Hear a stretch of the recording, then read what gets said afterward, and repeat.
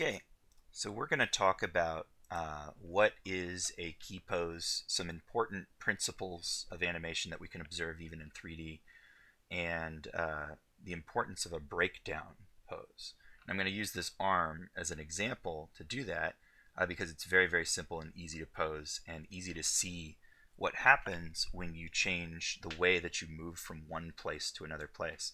This is kind of a universal trait of most animation, that your animation is going to be about going from one important pose to another important pose, and the way that you do that is most of the enjoyment of the animation. So first, what I've got here is just a simple rig. I actually hid most of the rig. This is the Goon rig, which I love because of its simplicity. And I've turned off all of its features and most of its geometry, and I'm left with just a simple arm which you rotate to pose. So each one of these, rotate it, and then this one has all of the posing options for the fingers. Long story short, we've got a few master controllers here which affect all of those fingers, and then some that affects the entire thumb. But then we've got details for each one, so I can move an individual, I guess I should go this way, individual joint for each finger to give it nuance. And then you can also do things like spread the fingers or roll the fingers, which are, some of those things are technically impossible anatomically, but because of good animation posing, we want to have all that control. And we've got it for each and every finger. So there's a whole lot of channels here, but not a whole lot controlling it. And what's typical for this rig is to set the master controls to some basic, way that the hand should look, and then to give it nuance with the rest of the controller. So here's a lot done in the thumb and a little bit done in the index to give it the particular look that I wanted. So the first principle that I just want to point out is that good posing, solid posing, realistic posing, character-filled posing makes the difference between good and bad animation oftentimes, because this, by comparison, is normally what I get from students. So this is that same pose, but just done crappy. Okay, so we've got a relaxed arm that is not pointing yet. This is that same relaxed arm without any thought given to it, with just defaults entered in. This happens all the time. The most important thing you can do right off the bat for your animation, before you even understand good posing or good spacing or anything, is just think about how would the real object work, or how would the real person behave, and then just try to approximate that with the rig. So this looks much more relaxed because the arm is bent at an angle, the hand appears to be hanging down. I twisted things a little bit to be off of the 90-degree angle that it starts on by default. I gave the hand more nuance, feathered the fingers so that they're kind of going in an arc, tucking more at the pinky, which is what happens with my hand when I hang it slack. This one just has the bare minimum number of sliders changed, which is why it looks stiff and crappy. And so it's not really that much more work to pose this nicely, but it is more thought. And so be sure to give it thought. On the other side, for the point, here's a bad point, and here's a much better point. And the difference again is realism, as well as how would a person behave, how would they actually use their body. In this case, I've just extended all of the limbs straight out, and the hand is still on a 90-degree up and down angle. I've gripped all of the fingers and then just extended the pointer. And it's just nothing. Like, if someone were pointing like this, they're probably a bad actor on stage who's too self-conscious. It's not a natural thing to do. This is a much more natural point, and the way that I arrived at this arm pose was just standing up out of my chair, pointing across the room, and then looking at my arm. Just freeze my arm and just look at it. How am I doing it? And I noticed that I'm rotating my hand so that the pointer finger is aligned with the arm, and that there was a sort of tucking of the thumb into the fingers right here, either over top or next to, depending on when I relaxed my grip. There was still some slack in the arm. It was almost like you could look from the shoulder down the finger at the thing that you were pointing at. And I even hyperextended this last joint of the pointer finger just a little bit because I noticed that my fingers do that. All of my fingers, the last joint goes up just a little bit. That might not be for everyone, but for me it certainly was the case, so I just went ahead and did that. So this shows a lot more care and thought given to the posing compared to that. So that's one thing that'll improve your animation. Just really think about the posing before you proceed. And the next thing is going to be how to get from A to B. Now this is going to be the worst case scenario, right? Absolutely dead. Nothing whatsoever living or realistic about it. The whole arm, because it's extended in both positions, just swings awkwardly and woodenly straight up, and the hand just drifts from one pose to the next. It's the worst case scenario. Okay, so we'll get rid of these bad poses first. But I did want to point out on the timeline, you may notice I've got a green keyframe. I think, Miguel, you might have been the one that asked, can I label frames? The answer is sort of. What I found is that if you right click on a frame and go to keys, you have some options here. Convert to key, convert to breakdown, add in between, remove in between. The green key is a breakdown. If I turn it to key, it's back to being red. And I had to figure out, what does that actually mean? It means that if you move things, breakdown, if you move things, like if I move this keyframe, the in-between tries to stay proportionally the same distance away from its two neighbors. So for a better example of that, if I put this, let's put this frame directly on 30, and this one directly on 26. Oh, I missed it. This is some of the problem, is it goes on to subframes eventually, and then it causes problems. I'll put this one directly on 20. Oop, now I got to do it again because it moved itself. See, now it's like, it's hard to snap it to a whole frame number now because it's acting as if it needs to stay proportional no matter what I do to it, which is really annoying. But if I just, I'm going to delete it anyway, so I'll just put it over here. If I put it over here, closer to 30, and then move this further away, it's going to try to stay closer to 30 proportional to where I put this other frame. That's what the in-between apparently means. I would recommend not doing that, because that feature, although nice, is solving a problem that doesn't exist if you have good planning in your animation already. So I just recommend don't do that. There is another thing though. If I click on frame 18, right click, keys, add in between, you can add exactly one frame to your animation and all subsequent frames will scoot down by one frame. There we go. Why you would want to do that, I'm not entirely sure, especially as a single frame. And you can just grab all of this stuff and slide it anywhere you want to, which accomplishes the same thing, plus you can choose how many frames. And you can do the opposite, you can remove a frame. If you do that, though, in a space where an in-between like this exists, like right here, so I'm going to add that frame, add in-between. All of those move forward one. This one scooted back by some percentage. We can see how much if I use my comma key to select it. 20.26 now. Ew. I hate that. I would just recommend not doing that because it's there to solve a problem of poor timing that you're better off solving manually anyway. So really weird. Not entirely sure why those features exist, but there they are. If you just want to change the color of some keys, you could do that too. So let's delete those. That's odd. Oh, wow. Okay, look at that. I've got some really weird stuff happening, and it's probably because the tangents are all messed up now that I was copying and pasting some poses around. So first things first, we got to get rid of that effect. So go to the graph editor. I've got everything selected right now. I don't really see anything odd happening, but I'm just going to grab everything and set it to clamp and then see if that helped. That did not help. So what may happen is that I've chosen a, oh no, there's information still here that I missed. You see it right here, wherever that is. It must have been on a different frame and I couldn't notice. There we go. We're much better now. But sometimes that happens and you have to be aware. Oh, look, there's still more information right here.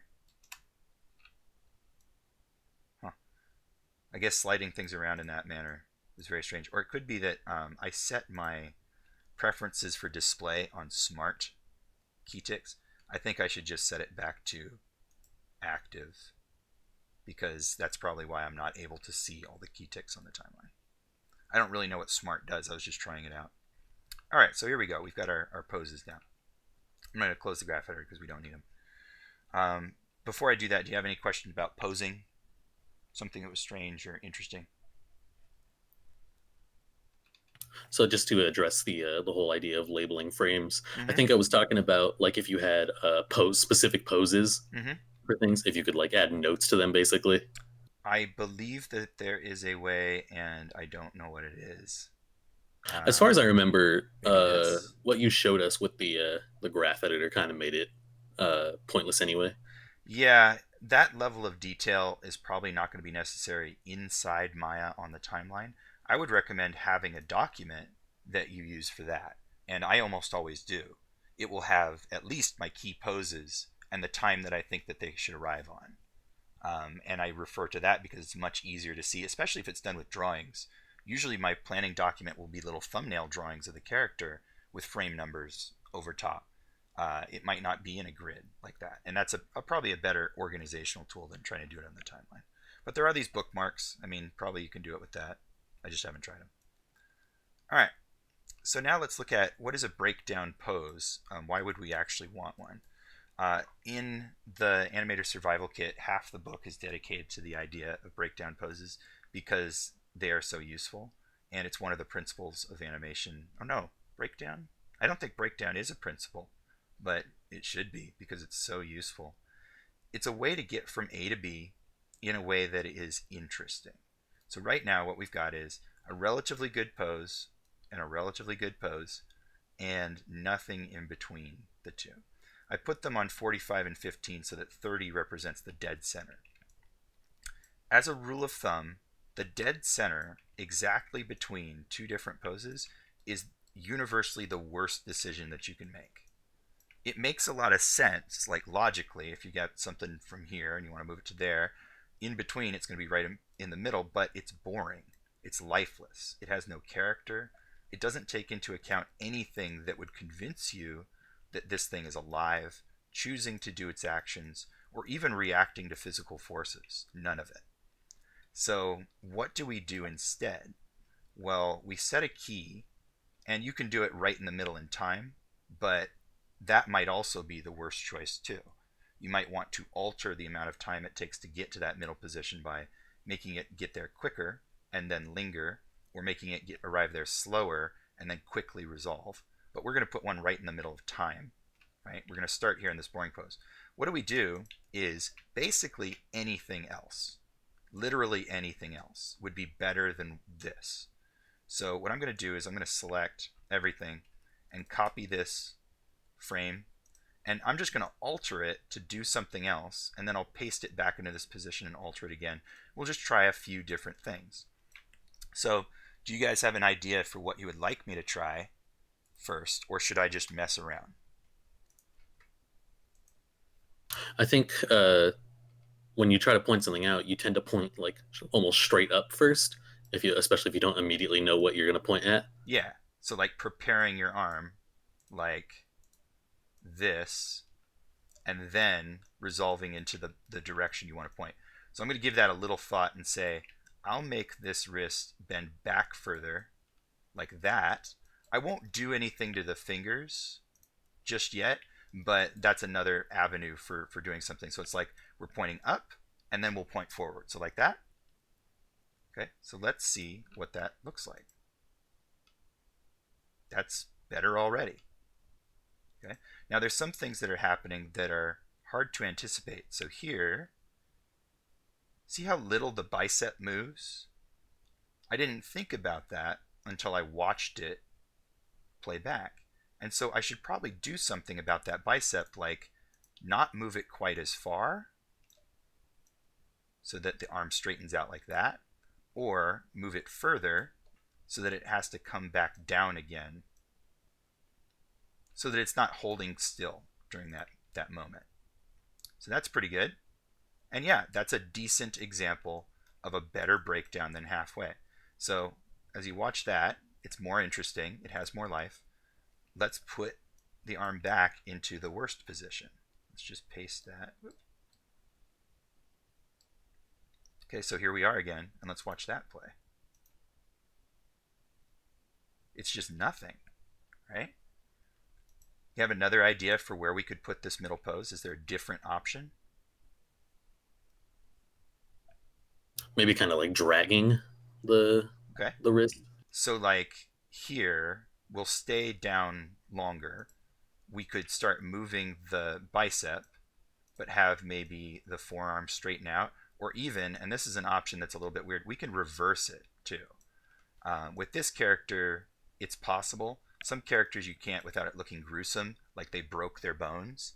But we can do this, especially if you do it the slightly more intelligent way, which is to flip the arm this way so that it has the appearance of leading from the elbow, but really it's more dimensional. Then we can drag the hand down like this.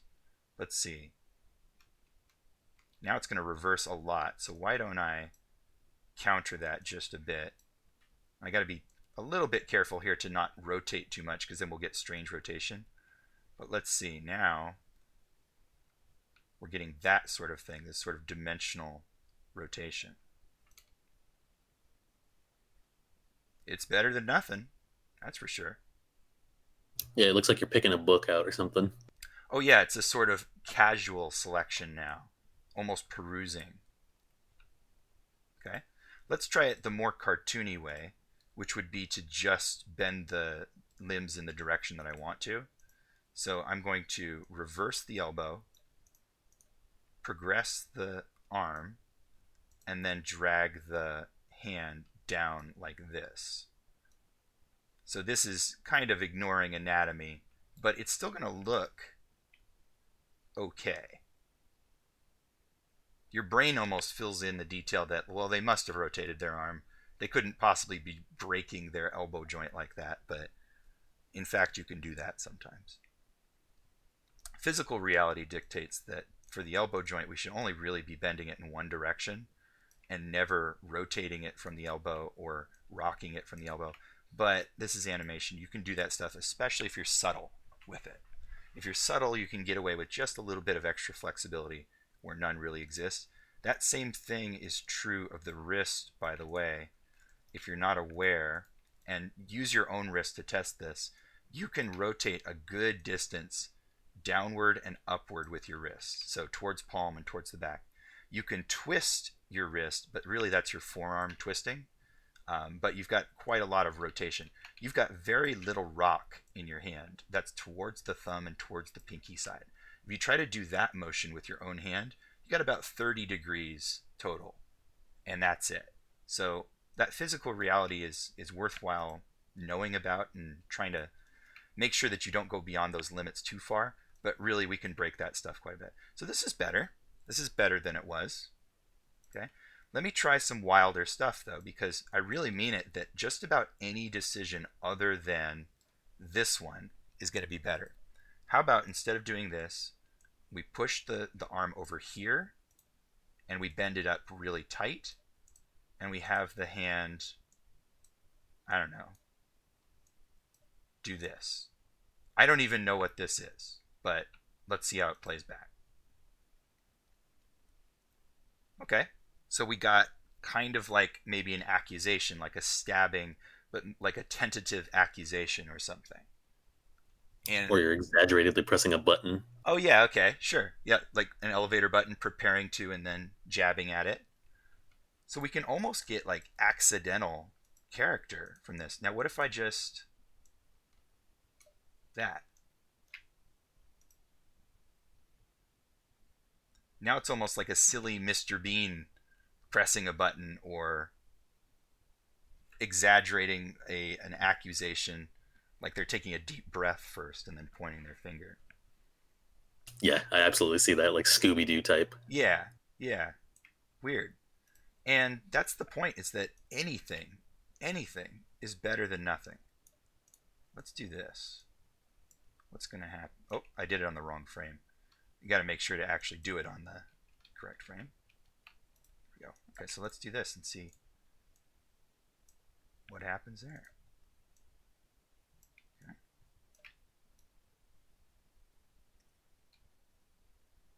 It's like a wilder, more drunk version of that accusation, swinging around in an arc.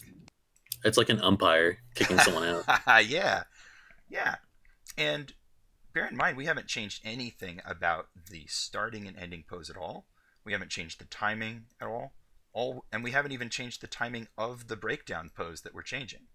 We're only changing this in-between position from start to finish, this detour along the way. And it just goes to show how powerful a breakdown pose can be. It can completely change the attitude and feeling of an action. Here's another one that you might not think about would be possible. What if we just go somewhere towards the start or the end? I'm going to go about here, and I'm going to set a key, delete this one, and I'm going to just move this to the middle. Okay, so now I've got a pose that was given to me by the breakdown that I'm just holding on for much longer and then zipping to the end. Even that is better. And that's because what we've done is affect the spacing now. We've made a really long slow in because I took a pose that was near to pose A and then moved it to the middle. And so there's much more space being covered in the second half of this animation.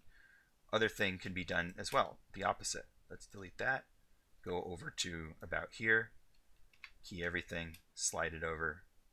So now this should take a long time to get in position and then hold in position. You see that? That's really satisfying, that little end part there. What this is called is sort of a moving hold. A moving hold is when you use one pose twice but slightly different. Okay?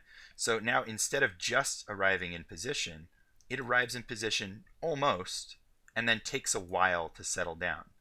So for an example of that, because this pose and this pose are the same, I'm just going to delete this and I'm going to move this pose over to where that one was. There we go.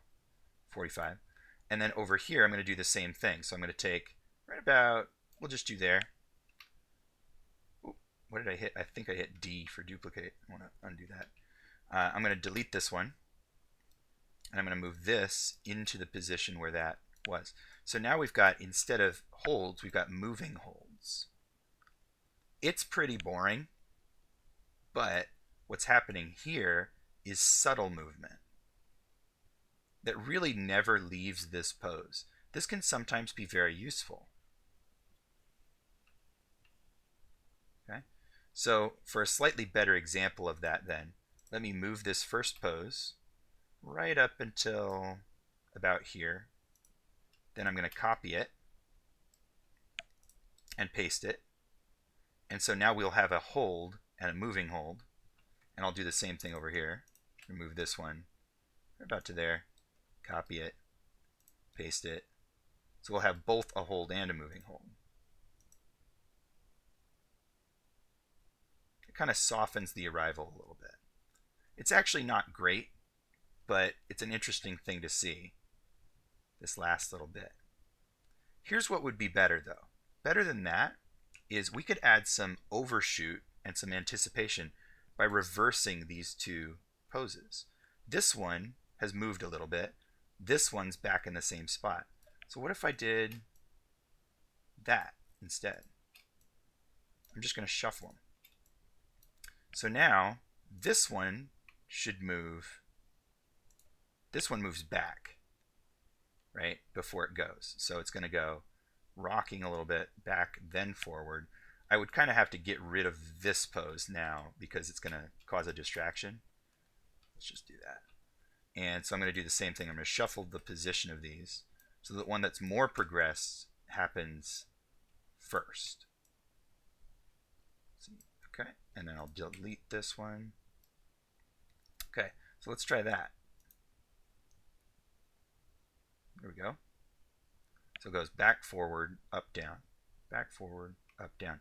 That's a little bit of anticipation and overshoot. It's a very, very simple example and very primitive because I'm just kind of using existing keys. What about making it jittery? We could do that also. That would be another technique where we go up, down, up, down, up, down over and over again. And there's ways to get a jitter that is satisfying by making your poses satisfying first. We haven't really done that here, but I just wanted to show that this is more interesting too. It's not a breakdown. It's an extra little breakdown right after the pose and right before the final pose. Two breakdowns. One that goes back before it goes forward, and the other one goes too far and then settles in. Okay? These are all going to be better, though, if we think about what we're doing rather than try to generate them automatically. So I'm going to go ahead and delete those again. I'm going to copy these poses and put them at 1 and at the end just so that we have copies in case I want to mess with them. And I'm going to put the timing back. You guys kind of understand that concept? Is that pretty cool? Yeah. Yep. Yes. You see why I did it?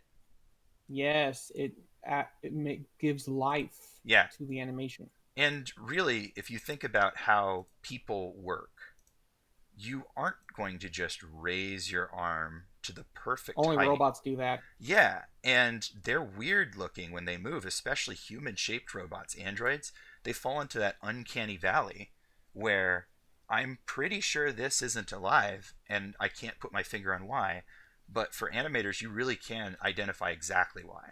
A lack of anticipation before moving this arm is bizarre, you know? So let's try to add one intentionally now. Instead of just letting the keys determine it, let's go a few frames forward. We'll go just right here. I'm going to hit S, but I'm going to determine what would a anticipation to moving this arm actually look like. And you know what? To make it easier, we're going to copy this and paste it so it's exactly the same to start with. Okay? So before I move my arm up, I probably would want to move it back a little bit, bring my forearm into motion first, and then the wrist would probably start to trail a little bit. But that's not really an anticipation, that's sort of a squeeze.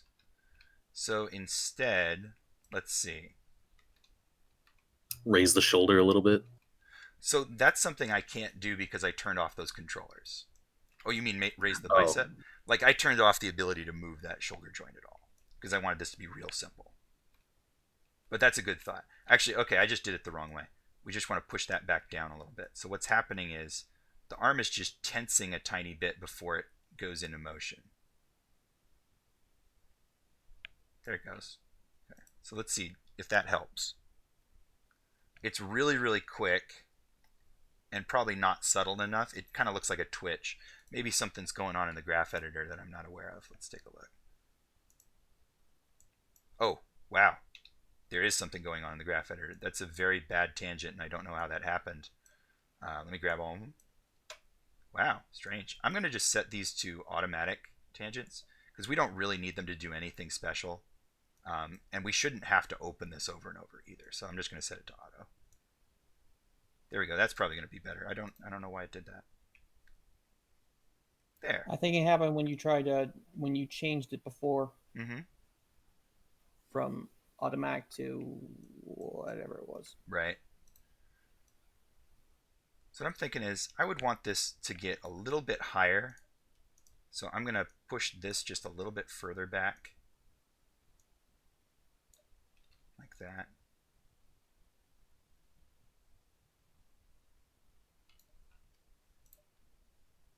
It's really, really quick, unfortunately. So at that point, I might have to mess with timing to let this anticipation take longer, like that. We're starting to get into the territory of an actual breakdown pose, but that feels a lot more satisfying, that amount of time. So let's do the opposite on the other side. Instead of hitting this pose perfectly, and I'll give it the same amount of time. About here is where that would determine. For some reason, every time you paste a key, you typically get bad tangents in the graph editor. And it doesn't seem to me sometimes that it matters what you set these to. It'll just happen over and over and over again. I've never found a way to solve that entirely. Just be aware. So now, here, we want to overshoot.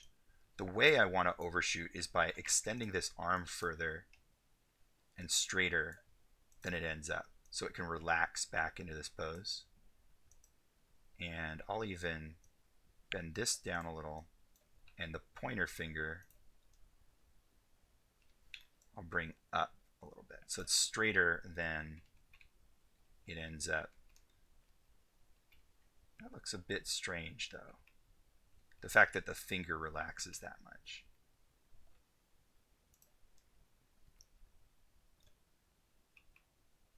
Welcome to the party. There we go. Oh, someone else joined? Okay, so now we've got this little subtle relaxation, which I think could probably be improved. I need to think more about it, add more poses, but this is better than we had, and we technically don't have a breakdown pose at all this time. We're still going the boring route, but now we've improved the start and the finish. So that's another option. This one I think could be much faster though. The overshoot and relaxation, I think I could make that faster. Yeah.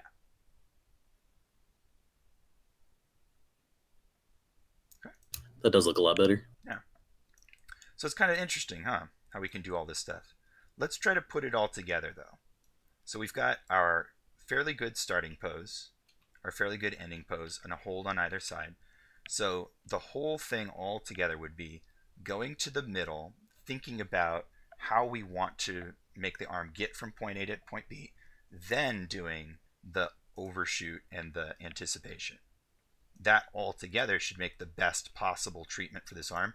And bear in mind, we're not doing any custom spline work at all. Nothing is happening in the graph. We're just adding poses.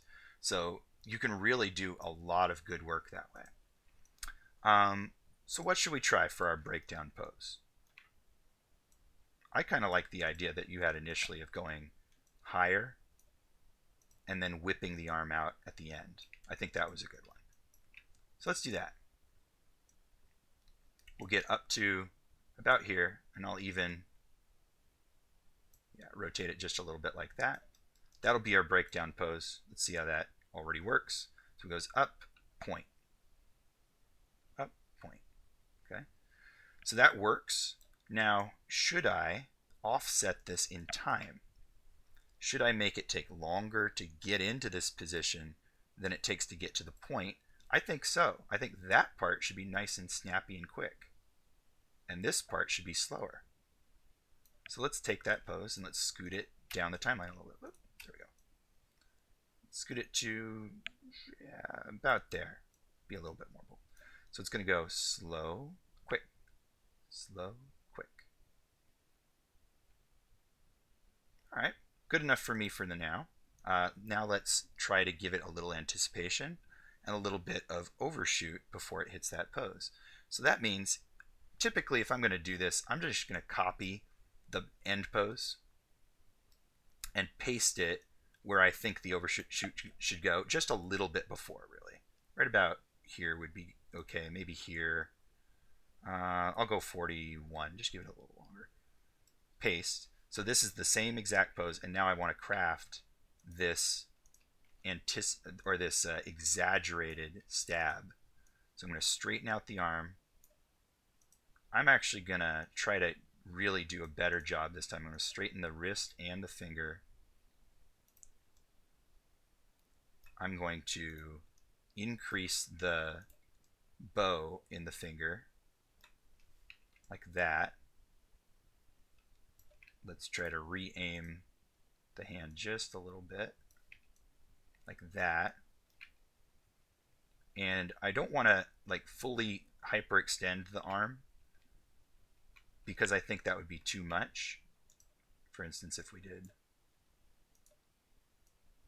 that, I'm not so sure that would read properly. I think it would, yeah, I think it's a bit too much. So I'm going to undo, bring it back down. It is straighter, but just not as crazy exaggerated. Is there anything else I can do?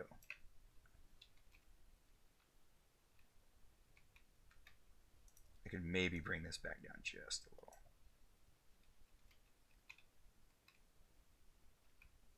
I could also put a moving hold on it. That's the last thing I could do. And in this case, it would be grabbing a pose right around here or here, and then pushing this back like 10 frames. And I think that would additionally soften it. I want to just check. Yeah, wow. Every single time. Look at the graph editor. Very, very weird. I got to look up the answer to that sometime, because it's very annoying if it does that. So now it's going up. There. Just this much. Just added a little accent to that. A little bit of pop to that.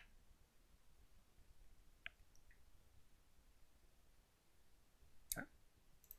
And it's possible to even put breakdown poses between your breakdown poses. At that point, we start getting down to full in-betweening. But we could, for instance, somewhere in the middle here, decide that wrist should lag to give it some overlap. So as it comes down, the wrist lags even more behind and then snaps into position. And at that point, when you're getting down to the individual parts, you're into real detail animation at that point. Okay? But it is a great thing to do. So that little extra bit of lag on that wrist, I think it helps. But bear in mind that this breakdown was everything. This keyframe was everything. This keyframe was everything. This is now just a single part. So it's not even going to look the same in your graph editor. And you need to be aware of when you've done that. So here you can see full row of keys, full row of keys. This one only has a couple because it's just referring to one object. Keep those things separate in your mind when you work. Okay. So let's do the start then. Let's do an anticipation before this thing gets into motion. I'm going to go forward, go that far, just kind of guessing, hitting S, and I'm going to lift the hand up significantly before it moves up into position. And I'm going to rotate this facing this way. Let's see where that goes. So it goes from here to up, then that way.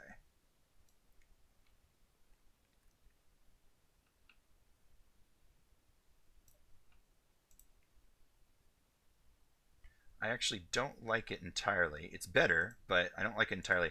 I want this hand to go back and then forward just a little bit. So that probably means moving this further back. There we go. Now the hand is just lifting from its position and then progressing forward, and I like that more.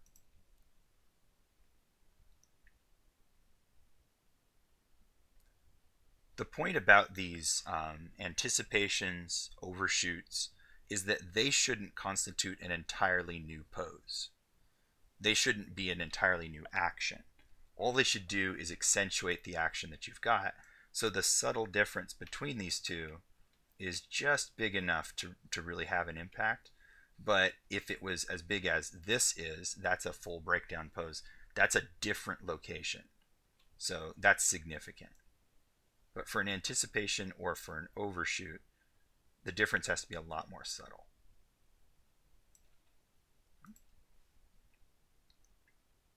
So there we go. It's not perfect, but with very minimal effort, I've gotten a lot more character into this arm without ever having to touch the graph editor except to correct the errors that were popping up. That makes sense to you guys? Correct. Yes, it does make sense. Cool. You guys have an idea of how you might use this for your animations? This week you're doing your clock. A lot of you have characters. If you've got poses in mind, like the start and end positions here, adding these kinds of things, a breakdown to get from A to B first is most important, and anticipations and overshoots sometimes can be the way to really make your animation come alive.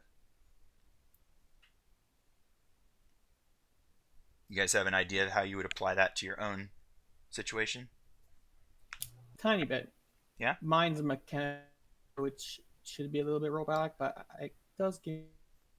Well, yeah, you can do this to robotic stuff also. You have to then maybe look at machinery in motion and see how it anticipates, if at all, or how it gets into motion, if at all, and mimic that stuff.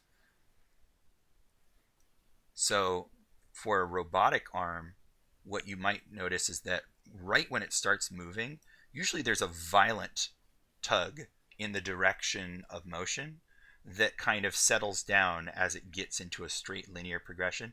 And at the end, there's usually a violent jittering when it stops because they're using pneumatic things or belt driven drives, and those things have less softening. So exaggerating the clunkiness of starting and ending is usually a great way to show that something's mechanical or robotic.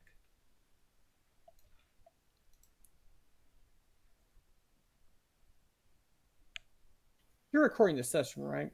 Yeah, absolutely.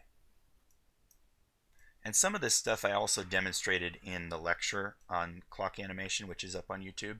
I did a lot of this stuff, but I didn't say out loud what I was doing. But I used all of these same techniques because, to my knowledge, this is the quickest, easiest way to get to a relatively good result quickly. Also, let me point out that, again, on the wrist here, I might want to, in the middle of this move, delay this wrist again so that it becomes a little bit floppier than the elbow and the arm are. So we could continue doing that. In fact, over here, instead of moving it that far, I could leave it out now. So it doesn't bend as much. There we go. Got a lot more looseness.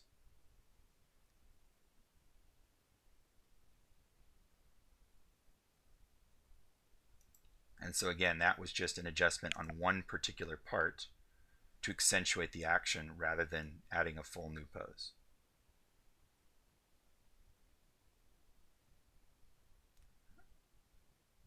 And then the last thing that I don't have here is moving hold, which I think would only make sense at the end here. I think what I would do for a moving hold is I would key this position on 44 and then take it and move it about this far, or maybe all the way to the end. Let's move it all the way to the end, all the way to the last frame. So what it's going to do is hit an extreme, a very small extreme here, and then bounce back for the entire rest of it just slightly. Let's watch that. It's a little too severe. It might be the graph editor again. I didn't see any change. Let's try to watch it. So yeah, okay, maybe that was a bad idea because now it's not a moving hold. It's like a reaction. So I'm going to undo that. So instead, I'll key this pose. I'll take this one and move it to the end and put this one in its place.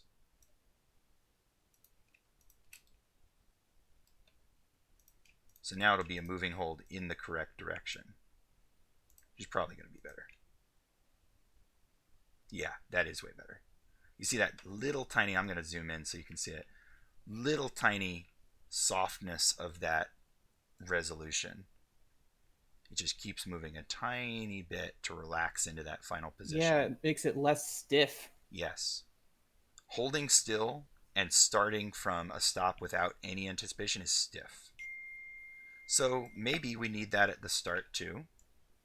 Here it's holding completely still. Plus, when you hold out you're not exactly, it's not in place. It moves a little, even a little slightly with like every breath, every.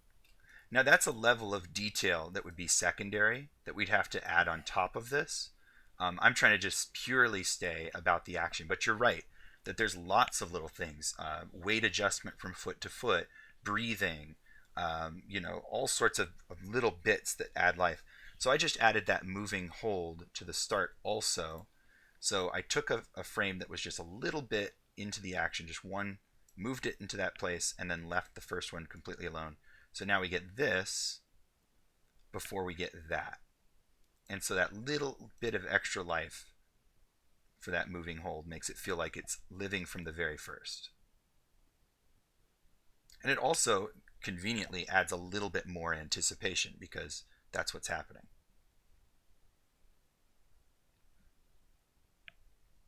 Cool. Does that make sense to everybody? Yeah, seems good. Okay. Let me give you... What's up? I said, yeah, it makes sense. Good. Let me give you one more little thing to think about. What if we wanted to, after we got here, really stab on that point very, very fast? Like within 1 or 2 frames. What if we wanted to do that? Would we want to? Yeah, a lot of cartoony animation does that. It goes from a pose and very quickly zips to another pose as fast as it possibly can. I'll show you what that looks like by moving these keys around and copying them sometimes. So we've got this initial pose. Here's the antic. Then it's in motion. Then it arrives at this position. So I'm going to make it hit this position much sooner, which means I'm going to have to squeeze this stuff together.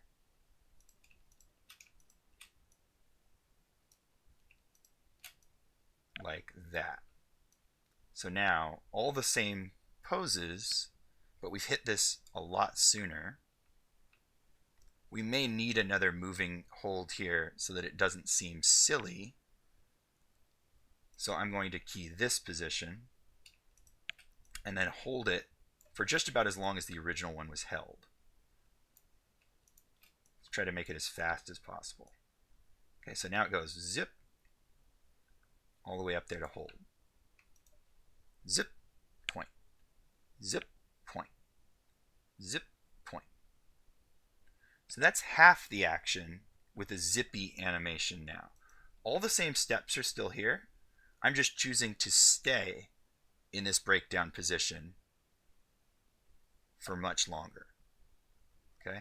So the idea of when do you hold still and when do you go from the pose to the next pose can really change the feeling a lot.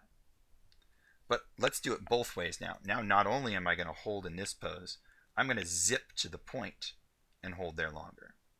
So that just means squeezing this stuff in also.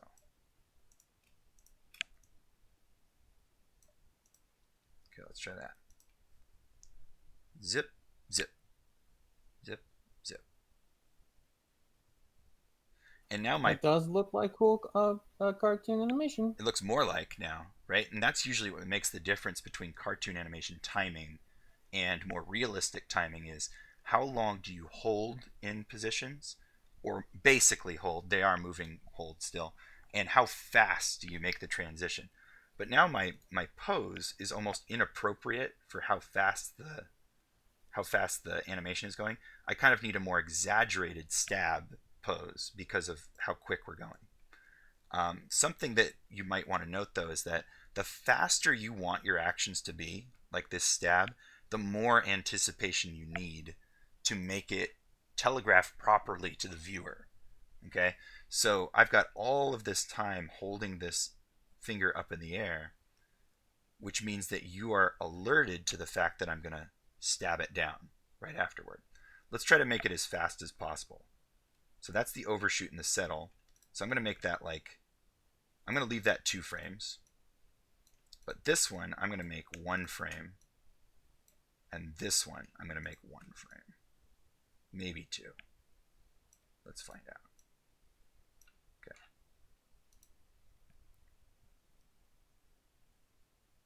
Still read properly?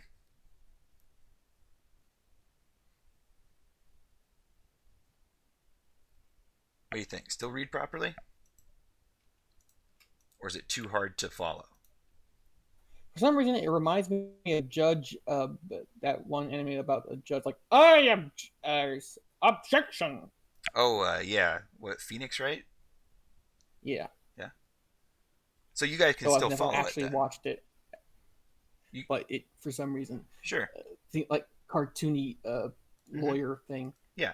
Like, But it sounds like you guys can still follow what it's doing then. It hasn't been yes. so fast that it's impossible. Yeah, no. Okay. Let's try to make it unpleasant. Where is too I far? feel like the point was a little more realistic, and mixing that with the cartoony like wind up was Yeah. already kind of uncomfortable. But Okay, watch this. That's got to be too much, right? yeah, Yeah. There you go. Yeah. But it's important sometimes to figure that out. Like, what is too much? So, can I soften this down to acceptable again? This one probably needs to. Usually, an antic or an overshoot needs like 2 poses. This probably doesn't need anything. Okay, let's try that. Ooh, almost there.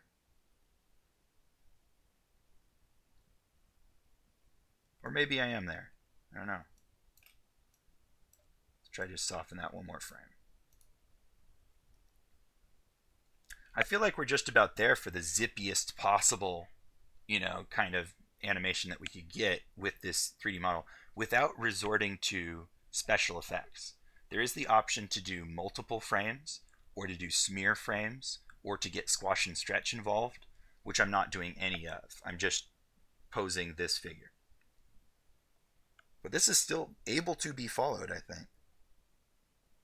Now, is this animation better than it was in a more subtle form? No, I don't think so, and the posing is not helping. But it's an interesting experiment to do, to see like how far can you really push something before it breaks, before it doesn't look any good anymore. Here's the comparatively softer, more realistic resolution. And then if we go back even farther, we'll get the much softer anticipation. Whoop, that must not be it. Let's try again. There we go. This is going to be it.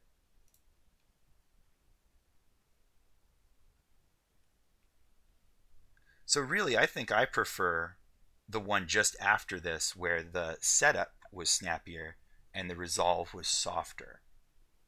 I don't know what you guys prefer in these options, but we had a very zippy one, in and out. We had a very soft one that you're looking at now. And we also had one where it zipped up, held, and then pointed. And I think that was the best. yeah, I like the whole. Can you make it look like a lazy person? Can we? Well, the breakdown pose then is probably wrong. So yes, we can. We'd have to change this breakdown to one in which the arm is still lagging downward, struggling to rise up. But yeah, we could.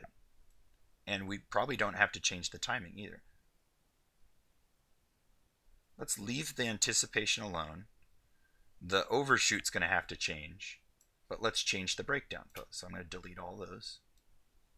I think you don't entirely coil the fingers either. Probably not, yeah. So here's our breakdown position.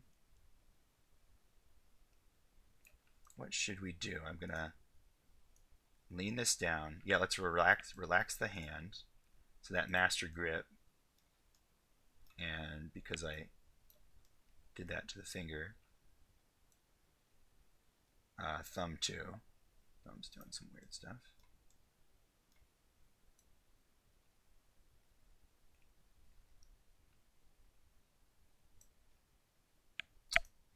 Let's see.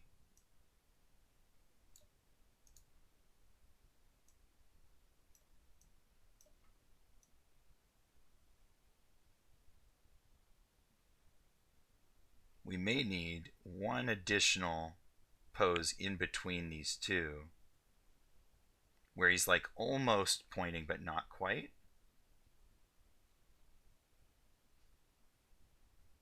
Yeah, I think somewhere around here I want one more pose, one more breakdown, where I'm going to lift the hand now at this very late stage, and I think open the fingers.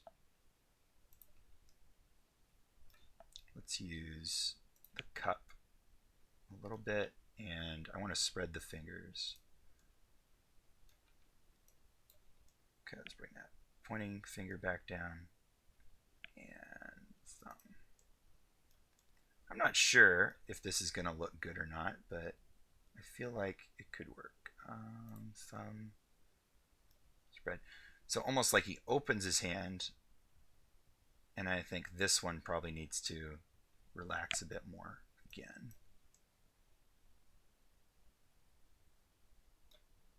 Let's do master grip some more.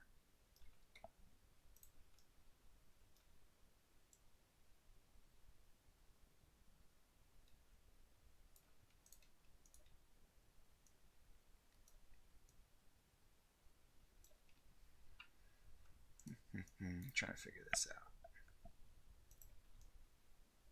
Ideally, what I would do is I would act it out. Like, part of the struggle here is that I'm trying to just figure this out on the fly, posing the character. That's always a bad idea. It's much better to get reference, like to act out what your idea of a lazy way to point would be, and then try to represent it in the character. All I thought you had to do was make it like he just slowly brings it up. It's not always about just the speed. I mean, speed is usually a big factor. Posing is a big factor, but the breakdown between the intentional poses is the better way to make something feel a certain way. So my pose, even this last one, is not a lazy way to point, right?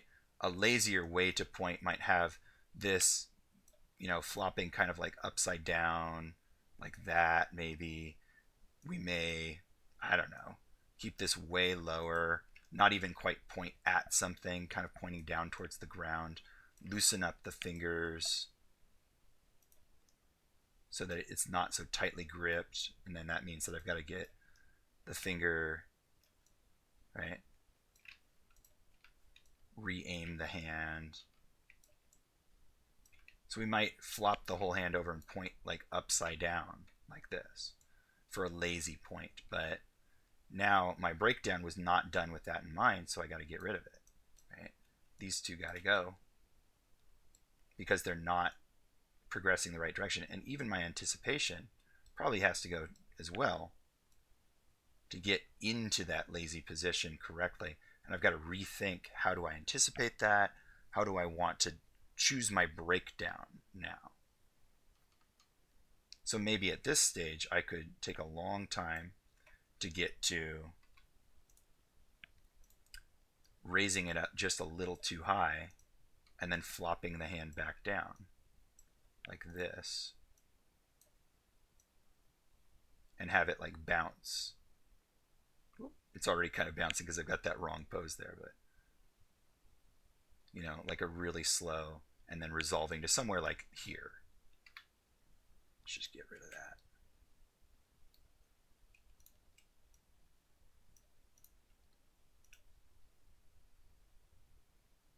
So kind of like that, although it feels a bit too snappy.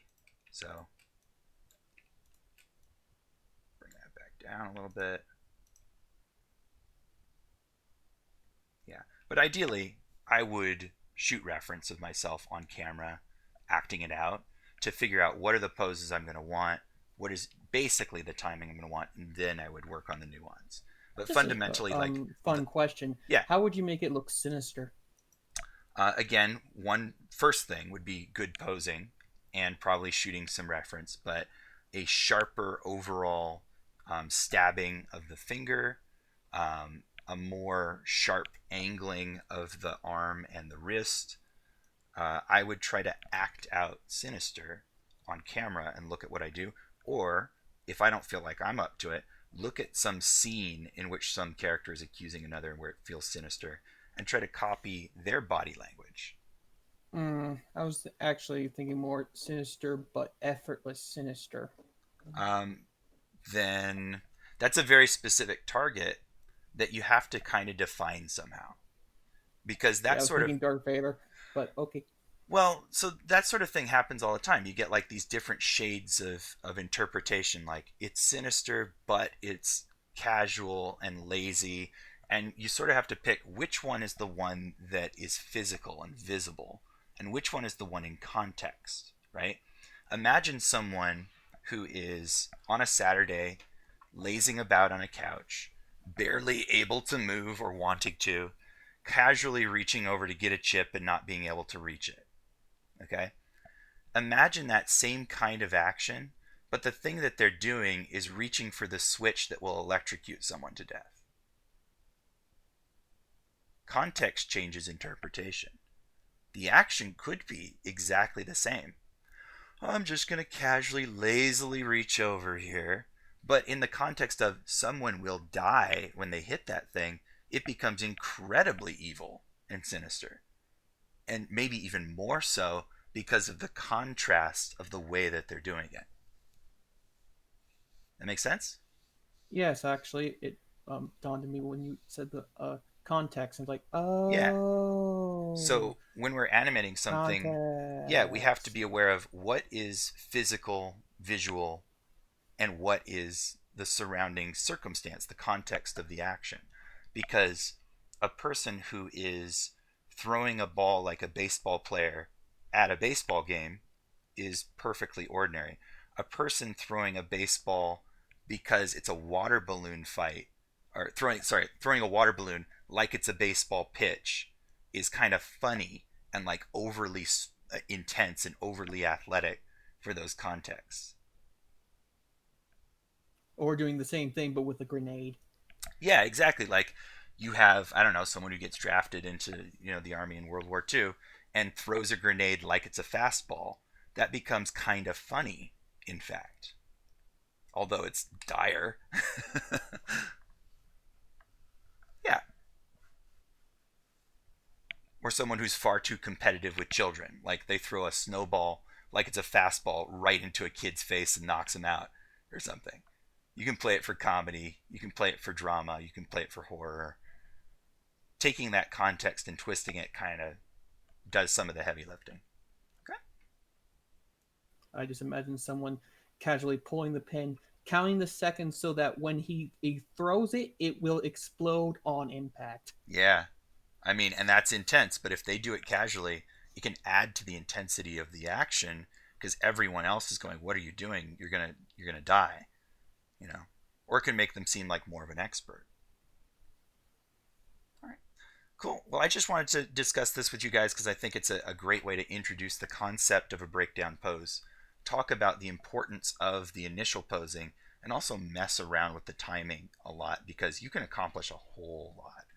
The great thing about this is that there's not a whole lot of work that needs to go in as far as the graph editor and Maya.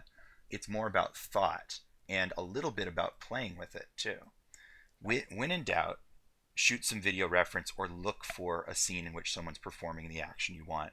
Take your timing and posing from that. If you have something you already like, good posing goes a long way. It may just be up to adding one or two little poses in between to change the way that it goes from A to B, and that will make all the difference. Then, if you really want to after the fact, you can come into the graph editor, change tangent handles, adjust values, all that good stuff. All right, any questions? Because that's it, unless you guys want me to demonstrate something or look at something. I think I'm good.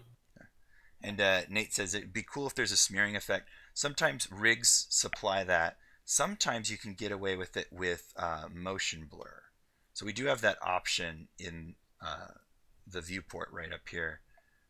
I tend to not like to use it too much. Let's see. Maybe I have to turn lighting on before it works. Let's see. Oh, and I have no lighting in my scene, so I don't seem to be getting the effect right now. Oh, I remember the question. When I need to combine my objects, do I have to unparent them first so they do not get combined? as well, or When you want that... to say again? Oh, remember how my clock has no? I didn't combine a lot of the stuff that I should have combined together. Mm-hmm. When I combine them, do I need to unparent them, or It can I would just... probably be better if you did. Okay. Less chance of groups that end up existing too long or being in there. You can do it either way, but I would say unparenting it is probably the best option. Get it all set and then put it back in the parenting structure. That's a nice, clean way to do it. Okay. All right. Yeah, I don't know why.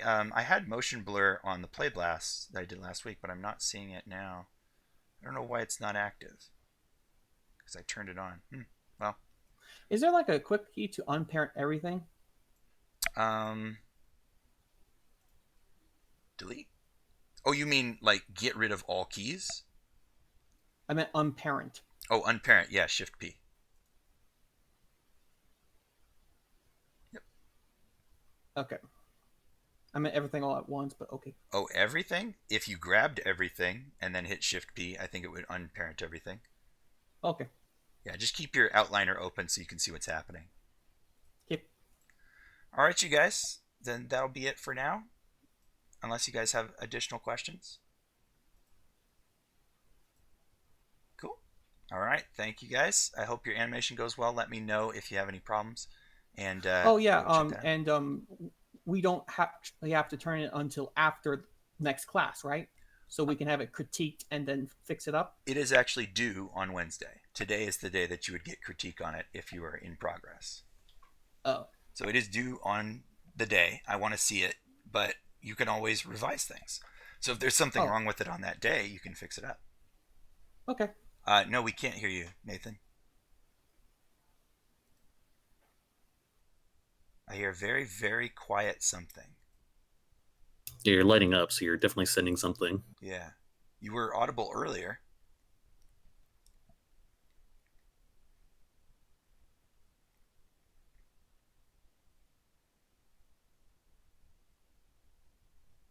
We just wait to see what he's going to type here.